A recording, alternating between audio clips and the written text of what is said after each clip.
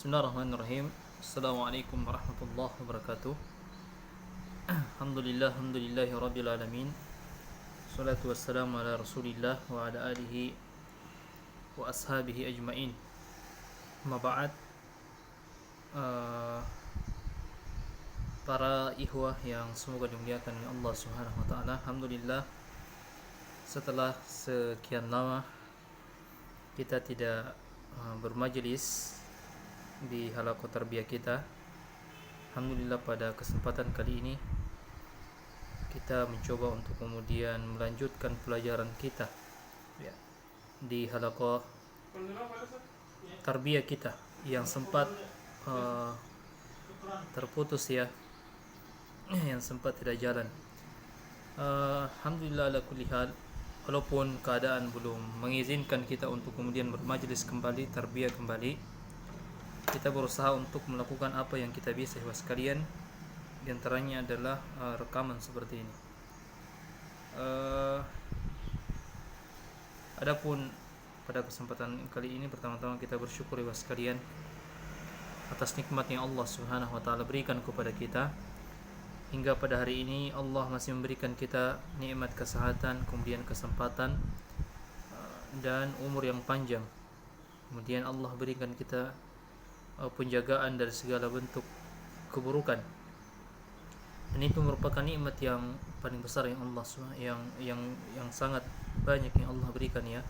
Dan di antara nikmat yang paling agung dan paling besar ya sekalian, teman-teman sekalian, yang Allah berikan adalah nikmat hidayah, nikmat taufik untuk belajar. Dan semoga kita tetap istiqamah ya Allah Subhanahu wa taala untuk terus belajar.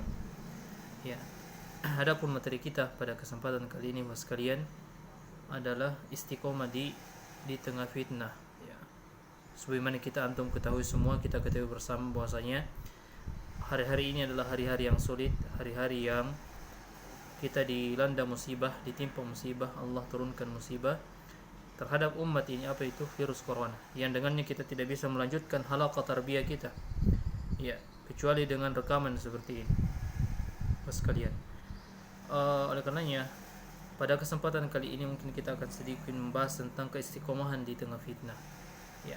Dan ini disebutkan oleh para ulama kita dan dijelaskan oleh para ulama kita bagaimana agar kita bisa istiqomah di atas jalan yang mulia ini walaupun ujian dan fitnah terus menghampiri kita.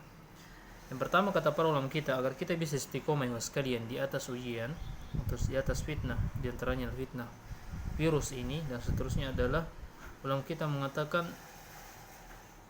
ya, berpegang teguh terhadap Al-Quran.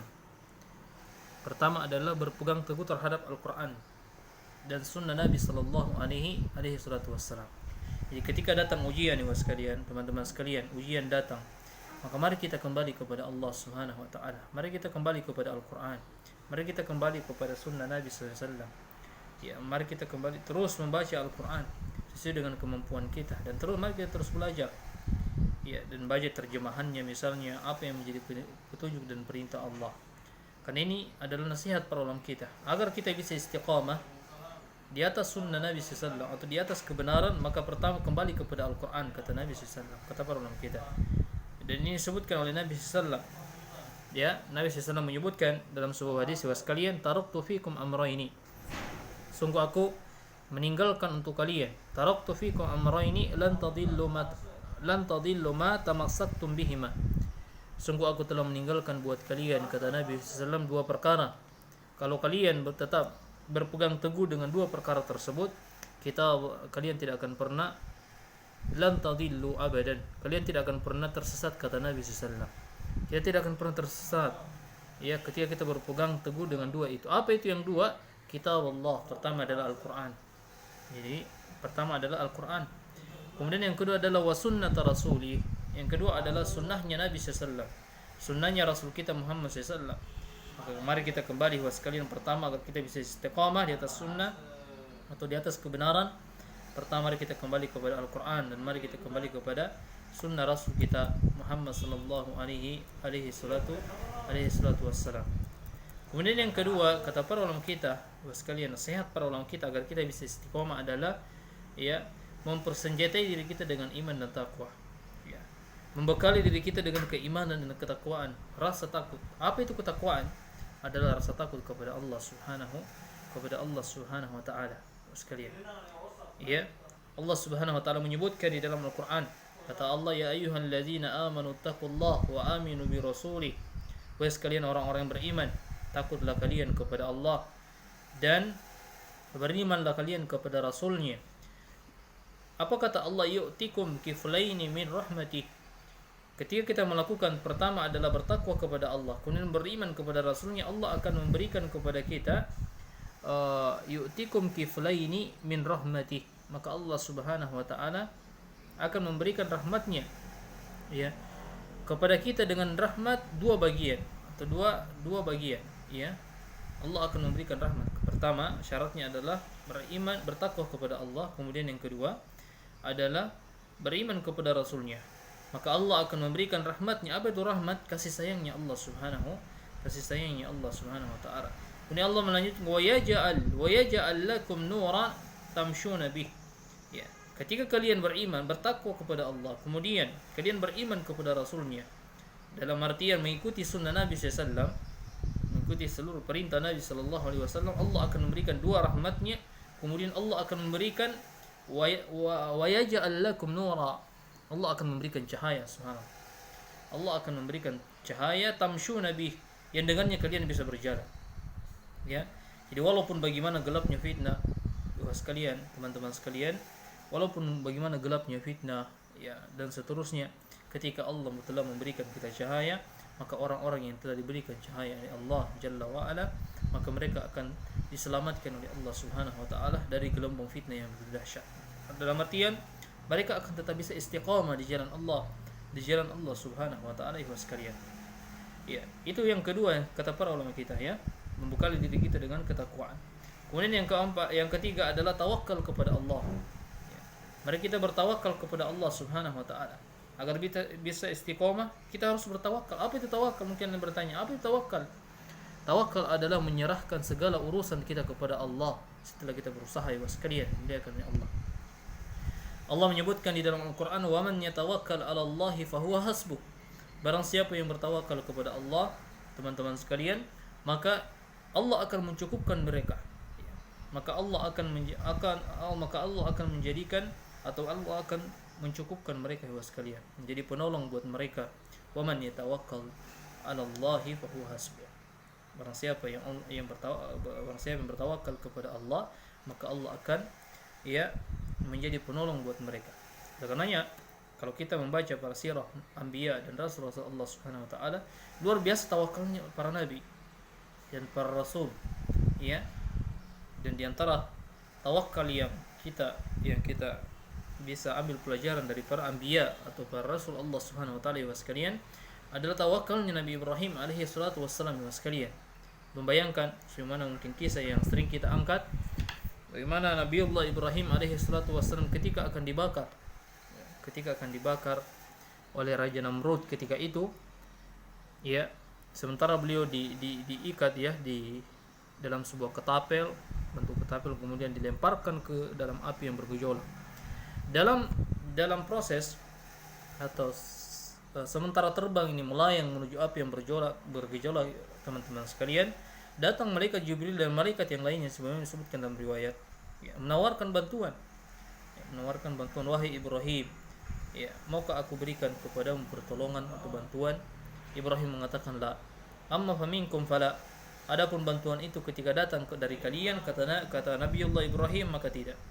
Amma fa indillah, amma fa min indillah. Adapun ketika pertolongan itu datang dari Allah Subhanahu wa taala, fa na'am. Ya, makanya karena tingginya tawakalnya Ibrahim, sekalian, maka Allah yang langsung memadamkan api tersebut, tidak melalui perantara, ya, tidak melalui perantara. Padahal Allah mampu memerintahkan angin, air, api, dan bumi ini mungkin memadamkan api, tapi karena Ibrahim tawakalnya kepada Allah langsung, maka beliau, subhanallah, maka Allah Subhanahu wa taala yang langsung memerintahkan api tersebut menjadi padam. Ini di antara tawakal yang diajarkan oleh Nabiullah Ibrahim kepada umat ini, sekalian. Makanya mari kita senantiasa bertawakal kepada Allah, menyerahkan urusan kepada Allah Subhanahu wa taala.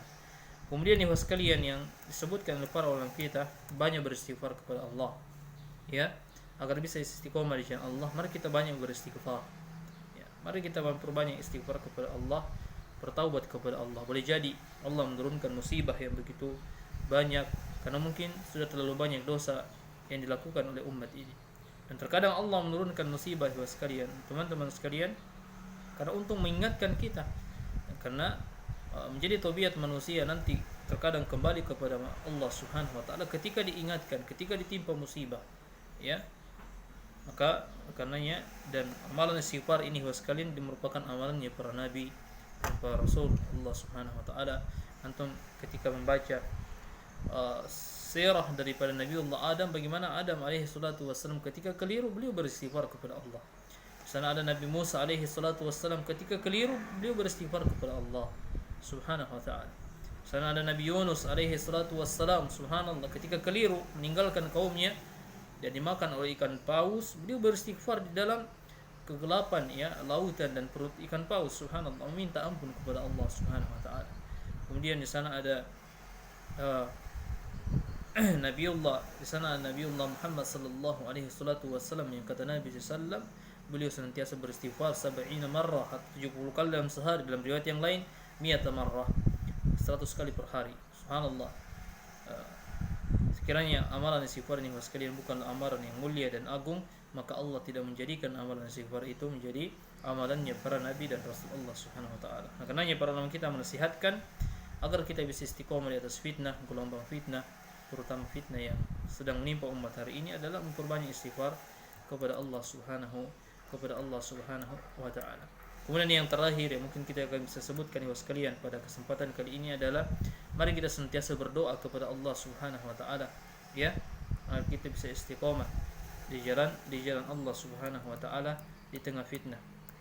Ya, meminta perlindungan dari Allah Subhanahu wa taala sebagaimana doa perlindungan yang senantiasa kita baca di setiap tahiyatul akhir. Ya, inni a'udzubika min azabi jahannam, ya Allah, aku berlindung darimu dari azab jahannam, neraka jahannam, wa min azabil qabr, begitu pula dari azab kubur, wa min fitnatil mahya wal mamat, dan dari keburukan atau fitnah daripada kehidupan dan kematian, wa min syarri fitnati masihid dajjal, begitu pula dari keburukan fitnah dajjal. Pasti yang muliakan oleh Allah, ini ya yang bisa kami sampaikan pada kesempatan kali ini. Mudah-mudahan dengan apa yang kami sampaikan ini bisa menjadi penyemangat kembali buat kita untuk terus belajar, walaupun halaqah kita tidak bisa dilanjutkan dan bertemu secara langsung offline karena virus ini yang menghalangi kita. Mudah-mudahan Allah segera mengangkat ini dan kita bisa melanjutkan tarbiyah kita, ya, majelis kita di waktu yang dekat insyaallah. Semoga apa yang kami sampaikan ibu sekalian, teman-teman sekalian, bisa bermanfaat buat kita, kami pribadi dan antum semua. Dan semoga Allah, kita berdoa semoga Allah mengangkat segera musibah ini. Kita tutup majelis kita. Subhanakallahumma bihamdi asyhadu an la ilaha illa anta astaghfiruka wa atubu ilaik. Assalamualaikum warahmatullahi wabarakatuh.